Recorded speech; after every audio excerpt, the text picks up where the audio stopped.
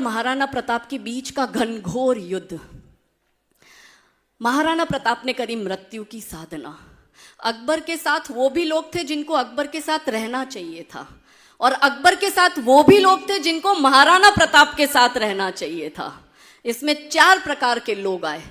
बुद्धिशाली लोग जो कुछ हेल्प नहीं करते, वो फ्री का सजेशन देते, वो तब भी चलता था, वो अब भी चलता है। और कमजोर कायर डरपोक लोग जब खुद युद्ध में शामिल नहीं हो पाते तो जो युद्ध लड़ रहा है उसका भी पैर खींचने की कोशिश करते हैं। तो इसमें एक वर्ग था बुद्धिशाली लोगों का। वो गया महाराणा प्रताप के पास में और उसने कहा कि आप उसकी सेना देखो कितनी बड़ी, आप अपनी सेना देखो कितनी छोटी, आप ये युद्ध लड़ भी नहीं सकते, आप ये युद्ध जीत भी नहीं सकते। तो बुद्धि कहती थी टक्कर असंभव है। फिर गणितज्ञ लोग गए, वो लोग होते ना जो हर बात में कैलकुलेशन करते हैं, वो जाके सारा ले आया, इतने हाथी, इतने घोड़े, इतनी सेना, आप ये उसका देखो, आपका देखो, आप ये युद्ध लड़ नहीं सकते।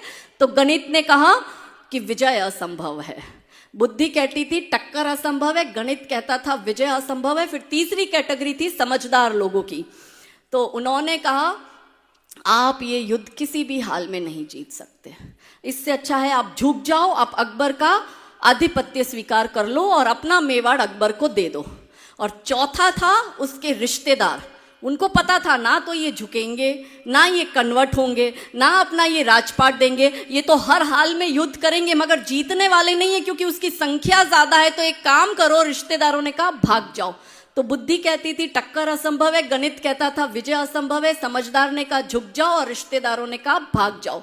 मगर महाराणा प्रताप ने किसी की भी बात नहीं मानी और महाराणा प्रताप ने करी मृत्यु की साधना। और उन्होंने कहा, ये महाराणा प्रताप के शब्द है कि जब मनुष्य का सम्मान के साथ जीना असंभव हो जाए तो मनुष्य को सम्मान के साथ मर जाना चाहिए। अब इस मातृभूमि के लिए यदि हम सम्मान अर्जित नहीं कर सकते तो केसर या बाना पहनकर मैं तो निकल पड़ी हूं, क्योंकि उसी योद्धा की भूमि की मैं भी एक बेटी हूं। लड़कर मर जाऊंगी पर झुकूंगी नहीं। और इसलिए महाराणा प्रताप ने कहा, भविष्य के द्वार खोल दिए कि भाई कुत्तों की तरह दुम मत हिलाना, इस मातृभूमि के लिए और धर्म के लिए लड़कर मर जाना मगर आधीनता स्वीकार मत करना। ये महाराणा प्रताप के मृत्यु की साधना। तो अब आपको तय करना है, नारियों को तय करना है, हर पिता को तय करना है कि उसको अपने बेटी को पापा की परी बनाना है या वीर योद्धा बनाना है। ये हर पिता को तय करना पड़ेगा।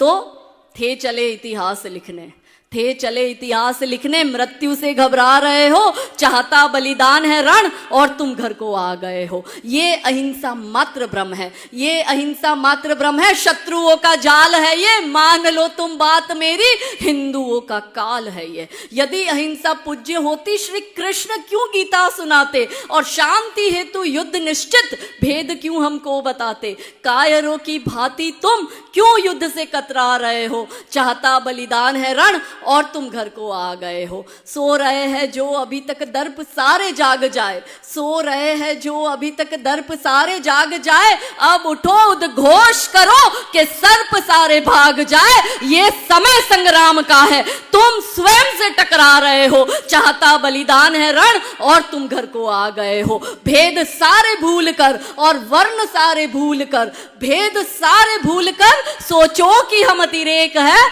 और भींच लो सब मुट्ठिया, बोलो कि हिंदू एक है, बोलो कि हिंदू, बोलो कि हिंदू। तो आज मैंने सूरज से बस जरा यूं ही कहा, आपके साम्राज्य में इतना अंधेरा क्यों रहा। तमतमाकर वो दहाड़ा बोला, मैं अकेला क्या करूं, तुम बेफिक्रों के लिए मैं भला कब तक लड़ूं। आकाश की आराधना के चक्करों में मत पड़ो, संग्राम ये घनघोर है, कुछ मैं लड़ूं कुछ तुम लड़ो। बोलो सियावर रामचंद्र की, पवन सुत हनुमान की, उमापति महादेव की, रुक्मणी